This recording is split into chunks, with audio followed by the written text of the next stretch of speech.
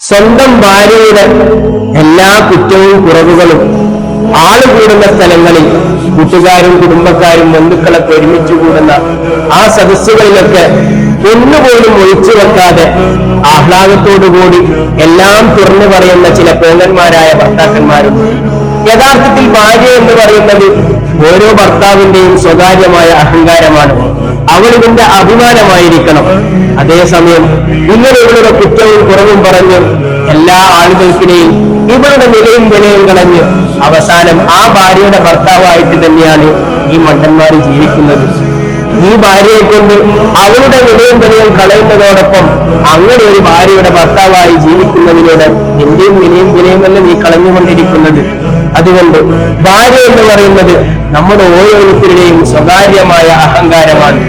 അവളെ സംരക്ഷിക്കേണ്ടതും പോരായ്മകൾ പരിഹരിക്കേണ്ടതും നമ്മുടെ ഓരോരുത്തരുടെയും ഉത്തരവാദിത്തമാണ്. അതിങ്ങനെ പാടിപ്പറഞ്ഞ് നടക്കരുത്.